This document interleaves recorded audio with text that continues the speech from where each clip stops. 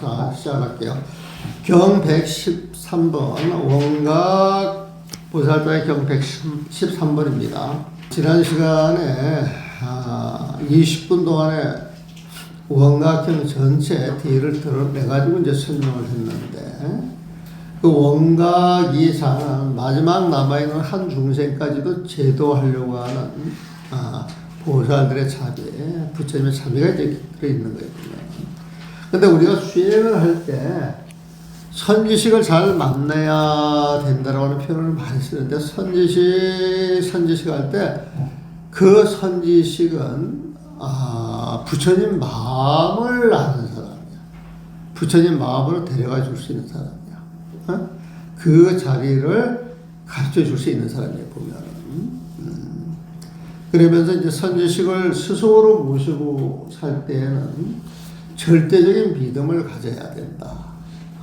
거기에서 드러나는 모습을 가지고 이리저리 시비하고 따지고 분별하는 순간 그 선지식을 모시는 의미가 싹 사라지는 거예요. 그래서 이제 그런저런 이야기를 하면서 선지식을 철저히 믿되 선지식의 모습에 끄달리지 마라. 이제 그런 말 하는 거예요, 보면. 옛날에 저기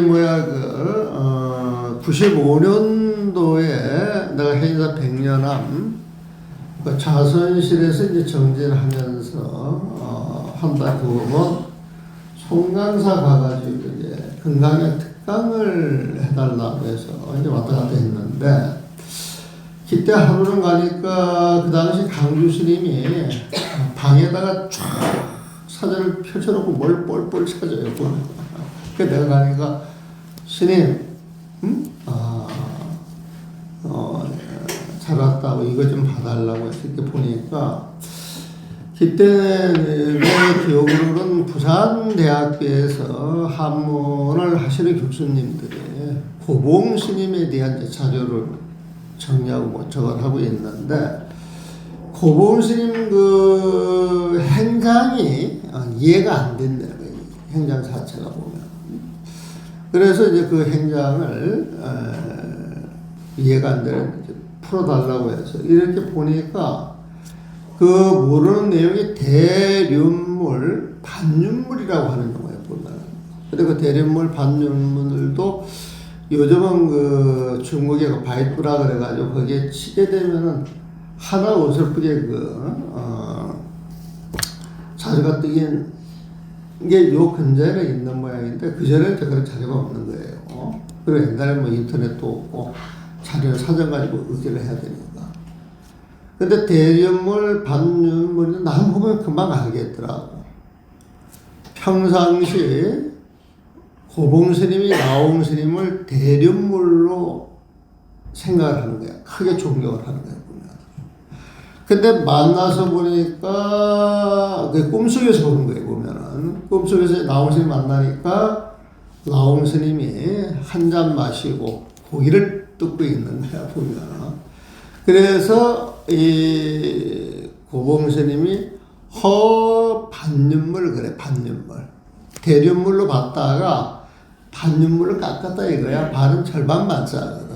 대는 부처님처럼 봤다가 이건 아닌데 싶어. 그래서 그래도 뭔가 이름난 스님이고 도인하고 소문이 나서 뭔가 있겠지.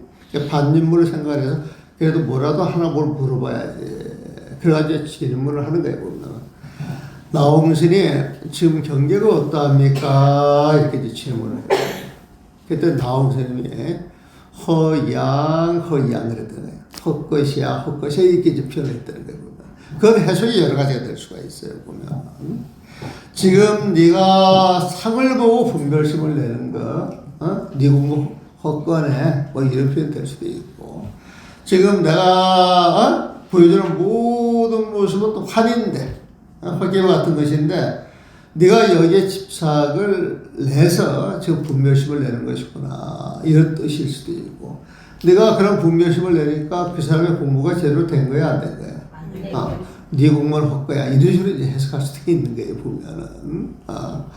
그래서 허양 헛것이야 그렇게 이야기를 했는데, 요즘은 뭐냐? 나온 스님을 선지식으로 보고 대림물로 보고 부처님처럼 봤다 그러면 그런 모습에 뭐 부처님 선시점 생각을 하면서 티끌만치도 의심이 없이 기이하는 마음으로 법을 청하든 스승을 모시든 그렇게 해야 되는데 그렇지 이제 못한 데에서 이제 그런 스토리가 이렇게 전개가 되지 않았겠느냐. 그래서 선지식을 모실 때에는 선지식의 그 근본을 봐야지 드러나는 그 모습 가지고 시비할 일은 아니다. 그런 이야기가 많이 있었잖아요. 보면. 자, 보세요. 선남자여 만약 모든 중생이 사바타를 딱 때 이제 알았어요. 사바타가 뭔지. 고요하게 부처님 마음을 닦아가되 먼저 지극한 고요를 취하여 일체 다른 생각 안 일으키다 보면 사념을 일으키지 않는다면 여기서 사념은 망념이에요. 12분별이 보면 사념을 일으키지 않는다면 고요가 지극하면 사념 망념이 하나도 일으키지 않으면 그 고요한 마음에 지극지극 아주 지극해서 부처님 마음에 오늘 쑥 들어간다. 부처님 마음에 쑥 들어가서 고요가 지극하면 문득 깨우치게 된다. 이와 같이 처음에 고요가 한 몸에서 쫓아나와 한 세계에 이르니 깨달음 또한 이와 같은 것이다. 처음에 고요, 해가지고 부처님의 고요가 되면 그 마음이 청정한 거예요, 보면. 그래서 내 몸이 청정하면, 다른 중생의 몸도 청정한 것이고, 다른 중생의 몸도 청정하다 그러면 한 세계가 청정한 것이고, 한 세계가 청정하면 다 세계가 청정하면서 시방 세계가 청정하다. 그게 우리가 보안장에서 그런 말 많이 들었잖아요, 보면. 한 몸을 쫓아나와 한 세계에 이르니 깨달음 또한 이와 같은 것이다. 깨달음이 뭐예요? 청정한 마음이에요. 또 선남자의 만약 각이 한 세계에 두루 원만한 것이자면 이 각이라고 하는 게 청정한 마음이야. 깨달은 마음이야. 깨달음이야. 이 깨달음이 한 세계에 두루 원만한 것이라면 한 세계 안에 있는 한 중생의 한 생각 일으키는 것을 모두 다 알 수 있나니 내 마음이 청정하면은 한 세계에 들어가서 그 청정한 마음을 쓸 때 그 청정한 세계에서 중생들이 한 생각 한 생각 그 일으키는 마음이 내 마음에 그대로 찍힌단 말이에요. 보면 다 아는 거야. 보면. 그래서 한 생각 일으키는 모두 다 알 수 있나니 백천세계 또한 이와 같은 것이다. 한 세계 나가 10세계 백천세계 이 청정한 마음이 있을 때 이 세계 또한 이와 같은 것이다. 저 본문을 들은 바가 아니라면 일체 경계는 끝내 취할 수 없는 것이다. 저 본문을 들은 바가 아니라면 이런 본문을 들어놔야 여러분들이 공부할 때 어떤 경계가 딱 주어질 때 이 경계가 뭔 줄을 알고 끝까지 그 경계를 취해서 밀어나갈 수 있는 힘이 생기는 거예요, 보면. 근데 저 본문을 들은 바가 아니면 이런 이야기를 듣지 못하고 그런 경계가 벌어져서 내 마음이 청정해서 모든 생계가 청정해져가지고 청정한 생계가 쫙 벌어질 때 중생들은 그런 세계를 맛보지 못했단 말이에요, 보면. 그러면은 이제 거기에서 한 생각, 이게 뭐야? 한 생각 잘못 일으키면은 그 공부는 망가져서 그 좋은 경계를 끝내 누릴 수 없다. 이런 뜻으로 보셔도 됩니다. 이제 사마타 수행인데, 사마 발제하고 선마 수행도 같은 식으로 이야기를 해요. 114번, 경 114번입니다. 선남자여 만약 모든 중생이 쌈마 발제를 닦되 그랬죠. 부처님의 통찰, 부처님의 지혜를 가지고 공부하는 거예요, 보면은. 그러니까 위덕자재 보살장 내용을 다시 한번 이야기를 해서, 세부적으로 그때 이야기했을 때 따라가지 못한 사람한테 다시 한번 이야기를 해줘가지고 구원한다. 그렇게 생각하시면 돼요. 만약 모든 중생이 쌈마 발제를 닦되 윗바사나를 닦되 부처님의 지혜를 통해서 수행을 하되 먼저 시방세계와 시방세계 일체보살이 시방의 열애와 시방세계 일체보살이에요. 시방세계 불보살들이 여러 방편 점자 수행을 우자하여 부지런히 애써 닦은 삶에서 널리 큰 원력을 바란다면 일체보살의 그 여러 방편인 점자 수행을 의지하여 점자 수행을 의지하여 부지런히 애써 닦은 삶에서 삼마 발자를 열심히 닦은 삶에서 널리 큰 원력을 바란다면 그러니까 이제 삼마 발제 윗바사를 통해 가지고 자비심을 강조하는 거예요. 자비심을 우리가 통찰을 통해서 이 세상 그 어떤 것에도 집착할 필요가 없다. 그 도리를 알게 되면 환희 기쁨이 솟아오르는데 그걸 모르는 중생들은 고통 속에 살아가는 거야. 시비 속에 살아가는 거야. 그래서 이 중생들 제도해야 되겠다. 그런 원력을 일으키는 거예요. 그 원력이라고 하는 청자 자비심에서 생겨나는 거예요. 보면은. 그러니까 부지런히 애써 닦은 삶에서 사마바자를 열심히 닦은 삶에서 공부가 이뤄가지고 부처님 마음자리에 들어가게 되면 그 자리에서 자비심을 받았다거나 큰 원력을 받았다면 스스로 일체종지를 혼습하여 완성하네. 일체종지라고 하는 것은 모든 걸 아는 지혜예요. 그 모든 것을 아는 지혜를 혼습하여 완성하네. 이 말을 들은 바가 아니라면 일체의 좋은 경계는 끝내 취할 수 없는 것이다. 내가 옛날 정예사에서 90년도 초반에 정진하러 들어갈 때 제가 그 90년도 초반에 그 정예사 가서 정진할 때 그때 거기에 어린 스님이 하나 있었어요. 어린 스님이. 그 제가 이제 그 90년도에 그 정예사 가가지고 정리를 할 때 그때 그 보리라고 하는 그 어린 스님이 그때 이제 20살이다. 20살. 응? 그래가지고 이제 이렇게 지내보니까 세상의 때가 하나도 안 묻었어요. 세상의 때가 보면. 그러니까 얼마나 이뻐. 20살짜리가 그냥 동자 같으니까 보면. 그래가지고 나도 어린애 같으니까 이제 그 동자를 보면 막 친구같이 개보자 친구같이 막 놀아. 나 때문에 좀 괴로웠지. 그런데 이제 좀 친해져서 그 스님이 이제 한 번은 나한테 그런 이야기를 하더라고. 자기가 어렸을 때 학교를 갔는데 그 할아버지 스님이 눈물을 줄줄 흘리더라고요. 저 순진 농장 학교 가서 공부하고 멀어지는구나 이제 그런 마음이 들었던 거야. 그러니까 주변에서 그 노스님이 하도 그랬으니까 학교를 못 가게 했대. 학교를 못 가고 이제 스님이 이제 가르치는 거지 보면. 그래가지고 이제 학교를 안 다니고 절에서 생활을 하는데 이제 그때까지도 학교를 안 다닌 거예요. 20살 될 때까지도. 그래가지고 이제 그 행자 생활 아닌 행자 생활 이제 절에서 생활을 하는데 9살 때 그때는 이제 먹을 게 되게 귀할 때에 보면.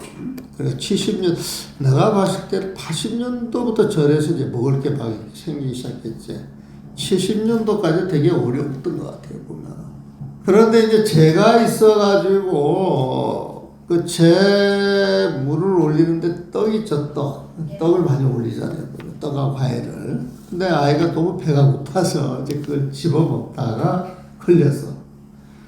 걸렸더니 이제 노스님이 혼을 내면서 야 이놈아 시주 쌀 한 톨이 갚으려고 하면 7가마니로 갚아야 되는데 네가 내 생에 그 빚을 어찌 갚으려고 그걸 함부로 그렇게 하느냐. 죽어서 축생이 돼가지고 세세생생 그 빚을 갚아야 돼. 그러니까 아이가 그 말을 확 듣고 겁이 왈칵 나네. 그러니까 이제 아이가 어찌할 줄 모르니까 그 어찌 참여하고 빚을 갚아야 됩니까? 그랬더니 공부를 해서 공부를 열심히 해서 깨달으면 돼. 그럼 그 빚을 갚을 수 있어. 그래가지고 이제 하도를 줬던 모양이고. 그래서 그 9살짜리가 하도 공부를 열심히 하는 거야. 그러니까 이제 세세생생 속아져가지고 일할 생각을 하니까 눈앞이 캄캄한 거지. 이제 공부를 쭉 한 보름 정도 했는데 어느 날 모든 경계가 툭 끊어지더랍니다. 끊어져 보면. 그래가지고 앞도 깜깜 뒤도 깜깜 발을 내려놓으려고 발 내려놓을 때도 없고. 그러면 이제 보통 이제 그런 경계가 오면은 그런 경계에 연연하지 않고 화두만 챙기라 그러거든. 우리가 계속. 그러면 그런 경계가 온다 할지라도 그런 경계에 연연하지 않고 화두를 잡고 이제 쭉 나가다 보면은 그 경계도 이제 벗어날 수가 있는데 겁을 왈칵 내가지고 이제 물러서는 사람들이 많은 거야. 그 단계에서 보면. 그래가지고 애가 막 어찌할 줄 모르고 막 애를 쓰다가 도저히 안 되니까, 스님한테 이제 이야기를 그대로 하는 거예요, 보면. 그랬더니 이제 그만, 화두를 안 잡아도 된다. 그래 하두를 놨대, 보면. 근데 그거 깨친 건 아니잖아, 보면. 그 경계를 얻었어도 보면. 그래가지고 이제 나이가 들어서 선방 들어가가지고 이제 우리들하고도 이제 같이 앉아 정진을 하는데 아무리 정진해도 그 경계가 안 나타난대. 안 나타난대. 아무리 노력을 해도. 그런데 이제 어렸을 때라도 이제 이런 말을 들어가지고 그런 경계가 나타날 때에도 어떤 경계도 연연하지 말고 부처님과 조사 스님이 나타난다 할지라도 그 경계에 연연하지 말고 하도 챙겨야 돼 이런 말을 자꾸 듣게 되면은 그냥 겁 없이 그냥 나와버리고 하도만 챙겨서 그걸 뚫고 나갈 수도 있는 거거든 보면은. 그래서 오세 동작 깨닫듯이 이제 구세 동작 하나 나올 판인데 그런 경계에 대한 들은 게 없고 준비가 된 게 없으면은 좋은 경계가 났다 할지라도 이게 좋은 경계인지 어떤 경계인지 주춤해가지고 그 경계를 잊어버릴 수가 있다는 거예요, 보면. 그래서 기실론 같은 데서도 우리가 수행을 해 나갈 때 그 공부가 좋은 경계냐, 진짜 경계냐, 아니냐, 이걸 알기 위해서는 그런 경계가 드러날 때 일체 겁먹지 말고 그 경계 속에서 그 경계를 그대로 유지해 간다는 거예요, 보면. 그래서 그게 3일, 일주일, 한 달 쭉 유지가 되면 정말 좋은 경계고, 나타났다가 오늘 한순간 훅 하고 사라지는 것이면 환우로 드러나는 게 아니야. 우리 마음 자체가 수행을 통해서 집중을 통해 가지고 어떤 집중력 속에서 드러나는 경계일 수도 있는 것이고, 어느 날 공부를 열심히 하면서 호련 망념을 일으켜 가지고 망념이 들어가서 그런 경계를 일으킬 수도 있거든요, 보면. 근데 이제 공부 질은 어떤 것이냐? 화두를 드는 사람은 화두 공부 마무리 될 때까지 화두만 챙기는 거예요. 화두만. 근데 화두를 떠나서 다른 말들을 하는 것은 문제가 있다고 봐요, 보면. 그 다음에 이제 선나가니까 보면은, 선남자의 만약 모든 중생이 선나를 닦는다면 이제 선나가 뭔지 알죠? 싸마타 속에 쌈마발제, 쌈마발제 속에 싸마타. 부처님 마음 속에 부처님 지혜, 부처님 지혜 속에 부처님 마음. 그걸 알고, 보조 스님처럼 정의 쌍수라고 이야기해도 되고, 뭐 천태지간에서 이야기하는 그 마하지간이라고 이야기할 수도 있어요. 정의 쌍수 마하지간 어려운 말이에요, 쉬운 말이에요? 어려운 말. 어려운 말은 아직 이해 못하고 있다 소리야 보면. 근데 이게 이해가 된 사람들은 쉬운 말이지. 응?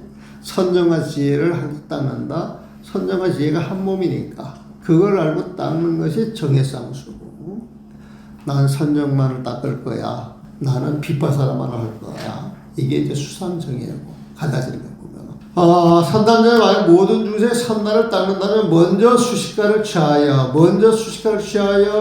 이것은 비파사에 사실 해당이 되지.